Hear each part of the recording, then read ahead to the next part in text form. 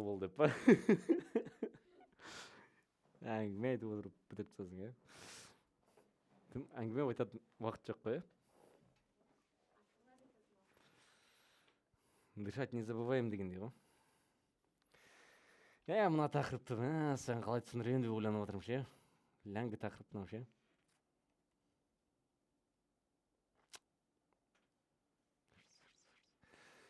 Өмір-ай.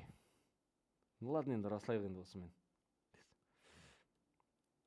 Бұнда біз тұздардың ортасымен аяқтайды екенбіз. Өте ауыр. Өмір-ай. Ну ладно, кеттік. Let's go. 10 минут болатын секілді, чувствую. Сәлеметсіздер ме, құрметті білім алушылар. Бүгін біз сіздермен бірге тұздар деген тақырыпты ары қарай жалғастыратын боламыз. Естілмей тұр ма не?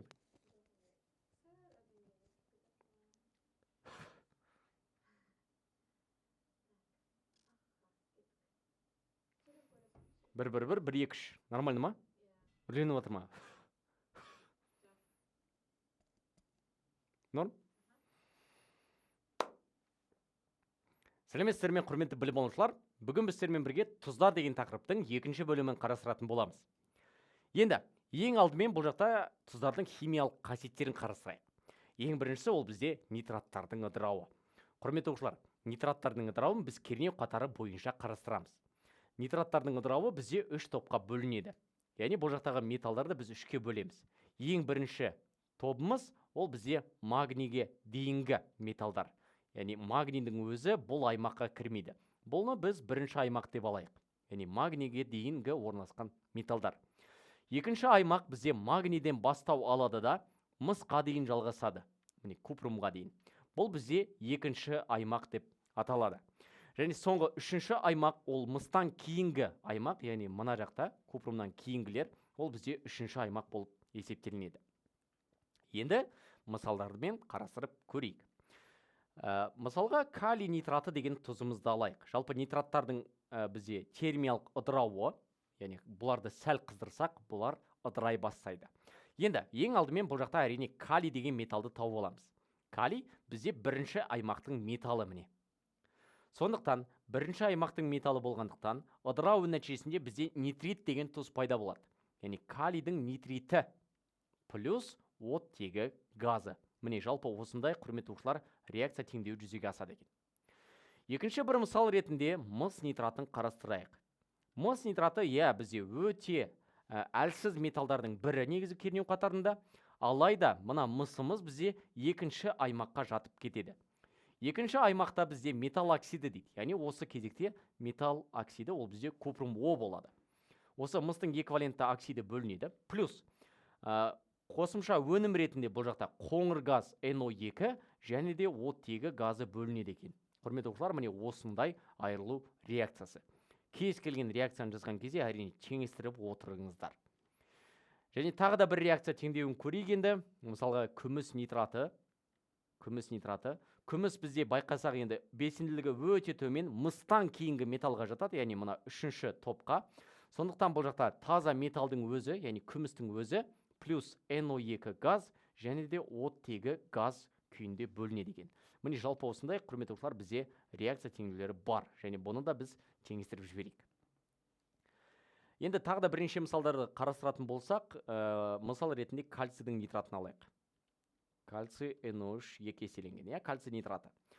Енді кальций бұл жағдайда, құрметті оқушылар, тура солай бірінші аймақтың металы екен, сондықтан бұл жақта кальцийдің нитриті пайда болады. Кальций NO2 дейміз, және де оттегі газы.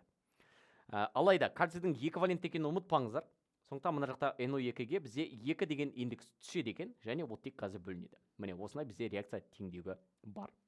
Құрметті оқушылар, енді бір ерекше жағдайдағы реакциялар бар екен, оларды да жазып өтейік. Мысалға темірдің эквивалентті нитраты. Бұны қызылмен белгілеп қойсаңыздар болады. Өте ерекше реакцияның бірі. Бұл жағдайда бізде енді темір екінші аймақта орналасқан, яғни металдың оксиді пайда болу керек еді. Яғни темірдің оксиді, ары қарай NO2 және де оттегі. Бұл шын мәнісінде дұрыс реакция. Алайда темірдің бұл жақта 2 валентті болғанына қарамастан реакциядан кейін оның 3 валентті оксиді түзіледі екен. Осындай бір ерекшелік бар. Сонымен қатар бізде марганец нитратына келетін болсақ, марганец NO3 еселенген. Бұл затымыз бізде ыдыраған кезде марганецтің 4 валентті оксиді және де қоңыр газ NO2 бөлінеді екен. Міне осы 2 зат пайда болады. Сондықтан бұл реакцияда бізде әрине ерекше реакциялардың қатарында ерекшелеп бір белгі қойып қоя салыңыздар. Сонымен қатар бізде негізінен құрметті оқушылар, литий деген нитрат бар. Литий нитраты. Бұл енді шын мәнісінде бізде бірінші аймақта тұрған ғой, өте белсенді металл. Алайда ол екінші аймақ секілді ыдырайды. Негізінен. Яғни бұл жақта литийдің оксиді NO2, O2 деп ыдырау керек. Бірақ кітапта бұл ақпараттар ешқалай айтылмаған, ешқандай жерінде жазылмаған. Сондықтан бұны кәдімгі бірінші аймақ ретінде жазамыз. Бірақ енді андай жағдай болып қалуы мүмкін, бұл екінші аймақпен есептелінеді. Негізінен. Негізінен. Бірақ мектеп бағдарламасында ол туралы ештеңе айтылмаған. Келесі бізде құрметті оқушылар хлораттардың ыдырауы. Енді бұл жақта хлораттарда өте көп қолданылатын ол әрине калий хлораты. Не болмаса оның екінші бір атауы бар, Бертолли тұзы деп аталады. Бертолли тұзы. Жалпы осы калий хлоратының ыдырауының бізде 2 түрлі жағдайы бар, құрметті оқушылар. 2 түрлі жағдайы бар. Және әрбір жағдайда әрине мұқият болыңыздар. Ең біріншісі ол жай ғана қыздыру, жай ғана термиялық айыру. Бұл жағдайда бізде калий хлориді пайда болады. Және сонымен қатар калийдің перхлораты деген осындай бір зат пайда болады. Мына заттардың атауларын жазып алыңыздар міндетті түрде. Мына бастапқы затымыз бізде хлорат, мынау хлориді және мына затымыз перхлорат. Перхлорат. Міне осындай зат пайда болады. Теңестіретін болсақ, мына заттың алдына 4, мына заттың алдына 3 қойылады. Бұл енді бізде қақтау деп те аталады, құрметті оқушылар. Қақтау деген яғни термиялық қыздыру деген сөз ғой енді. Қақтау нәтижесінде бұл жақтағы оттектің саны 3-ден 4-ке дейін артып кетеді екен. Және екінші бір реакциямыз ол тура солай Бертолли тұзы, тура солай қыздырамыз, алайда бұл жақта марганец O2 деген бізде катализатор қатысында, яғни өршіткі қатысында. Бұл жағдайда бізде өршіткі қатысатындықтан бұл жерде оттегі газы пайда болады. Бұл зертханада оттегін алу реакцияларының бірі еді. Сондықтан 2, 2, 3 деген коэффициент қойып жібереміз. Келесі үшіншісі бізде перманганаттың ыдырауы дейді. Жалпы бұл реакцияда құрметті оқушылар бізде оттек алу үшін қолданылатын реакциялардың бірі еді. Калий перманганатын жазып жейік. Екінші бір атауы марганцовка деп аталады. Және бұл құрметті оқушылар бізде автокатализ деп аталатын реакция. Жазып қоя салыңыздар. Автокатализ. Бұл жағдайда бізде калийдің манганаты пайда болады. Калий 2 марганец 4 плюс марганец O2 және де O2 газ. Теңестіретін болсақ, мына заттың алдына 2 қоямыз. Енді не үшін автокатализ деп аталады? Себебі реакциядан кейін шығатын затымыздың өзі ол бізде катализатор қызметін атқарады екен. Яғни оны сырттан арнайлап қосудың қажеті жоқ. Ол катализатор реакция барысында өзі пайда болады екен. Мына тұздардың атауларын жазып алыңыздар. Мына бірінші затымыз бізде перманганат деп аталады. Және оның валенттілігі бізде 1-ге тең. Ал валенттілігі 2-ге тең болса, онда ол затымыз бізде манганат деп аталады екен. Келесі карбонат пен гидрокарбонаттардың ыдырауы, бұны біз оксидтердің алыну жолдарында қарастырған болатынбыз. Мысалы, кальций СО3 бізде термиялық айырылу нәтижесінде кальций оксиді мен көмір қышқыл газы шығатын еді. Және бұл құрметті оқушылар бізде қайтымды реакция. Сонымен қатар бізде кальцийдің гидрокарбонаты деген затымыз бар. Оны да қыздыру арқылы біз кальцийдің карбонаты, су және көмір қышқыл газын алатын едік. Тура осылай бізде ас содасы деген қосылыс бар, яғни натрийдің гидрокарбонаты. Бұл затымыз да бізде ыдырайды. Ыдырау нәтижесінде қайтадан натрийдің карбонаты, су және көмір қышқыл газы бөлінеді екен. Тек қана мына заттың алдына апарып 2 деген коэффициентті қойып жібереміз. Сонымен қатар, құрметті оқушылар, бұл реакцияларда бізде негізінен қайтымды, яғни мына 3 затты қосып, бастапқы затымызды алсақ та болады екен. Келесі бізде ерекше аммоний тұздарының ыдырауын қарастырайық. Енді өте жиі кездесетін ол бізде аммоний гидроксиді. Енді бұл тұз болмаса да жазып өтейік. Бұл әлсіз негіз деп айтқанбыз. Ыдырау нәтижесінде бізде аммиак газы және де су бөлінетін еді. Келесі аммоний хлориді деген қосылыс. Аммоний хлоридін қыздыратын болсақ, онда ол бізде аммиакқа және тұз қышқылына ыдырайды екен. Келесі бір мысал, бұл жақта аммонийдің тұздары ол нитрат. Аммоний нитраты. NH4 NO3 және NH4 NO2 деген қосылыстар бар. Міне осы екі заттың айырылу реакцияларын міндетті түрде жазып жаттап алыңыздар.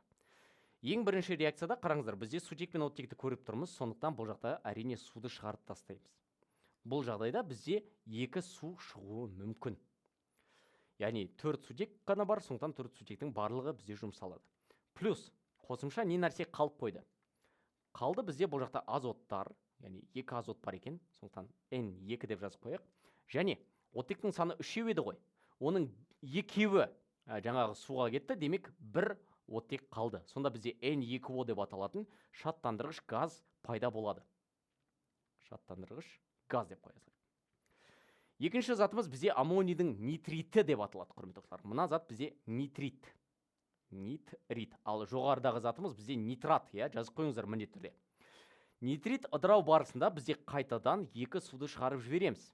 Және қосымша өнім ретінде бұл жақта тек қана азоттың өзі пайда болады. Яғни бұл жақта оттек жоқ. Екі оттектің барлығы мына судың құрамына кеткен, сондықтан жай ғана азоттың өзі бөлінеді екен. Міне осындай бір ерекше реакциясы бар. Сонымен қатар бізде, құрметті оқушылар, аммонийдің карбонаты деп аталатын тұзымыз бар. Жалпы карбонаттарды енді байқасаңыздар өте жақсы ыдырайды, және бұл жағдайда бізде ешқандай қатты зат түзілмейді. Яғни аммиак, одан кейін су және көмір қышқыл газы деп бөлінеді екен. Теңестіретін болсақ, аммиактың алдына 2 деген коэффициентті қоямыз, болды. Жалпы бұл жақта міне аммиак та газ және СО2 де газ, мүмкін газдардың көлемі деп сұраса, онда осы екі газдың жалпы литрін табады екенбіз. Және енді келесі бізде, құрметті оқушылар, тұздардың ортасын қарастырайық. Жалпы бізде, естеріңізде бар шығар, 3 түрлі орта бар деп айтқан болатынбыз. Ол орталарды бір-бір қайталап өтейік. Ең бірінші орта бізде қышқылдық орта. Қышқылдық орта, одан кейін бізде бейтарап орта. Және үшіншісі бізде әрине негіздік орта деп аталады. Бұл жағдайда әрине жалпы құрамындағы бөлшектерге байланысты еді. Мысалға, қышқылдық ортада бізде әрине сутек көбірек бізде, сутек иондары көбірек OH-қа қарағанда. Бейтарапта сутек пен OH-тың саны бірдей, екеуінің күштері бірдей болады. Және негіздік орта дегеніміз, ол жақта әрине OH иондары көбірек болады екен. Яғни мына тек қана сөзбен ғана емес, сөйтіп міне осылай H плюс OH минус деген секілді осы форматта да келуі мүмкін. Мысалға сіздерге қышқылдық орта деп сөзбен айтпай, мынау деп жазып жіберуі мүмкін. Онда сіз білуіңіз керек, сутек көп болса, ол әрине қышқылдық орта екен. Сонымен қатар бізде, құрметті оқушылар, pH деген мәндері бар, бұны да жазып қоя салыңыздар. Бейтарап ортада pH мәні бізде әрдайым 7-ге тең. Ал қышқылдық ортада pH мәні бізде 7-ден кіші, және негіздік ортада бізде pH мәні 7-ден үлкен болып саналады екен. Сонымен қатар жалпы бұл емес, тағы да бір басқаша келуі мүмкін. Ол бізде әрине сутектің концентрациясы бойынша. Бұл жағдайда бізде бұлай келуі мүмкін, сутектің концентрациясы 10-ның минус 7 дәрежесіне тең деп келуі мүмкін. Онда ол бейтарап ортаны көрсетеді. Қышқылдық ортада сутек иондарының концентрациясы 10-ның минус 7 дәрежесінен үлкен, және негіздік ортада сутектің концентрациясы 10-ның минус 7 дәрежесінен кіші деп те келуі мүмкін.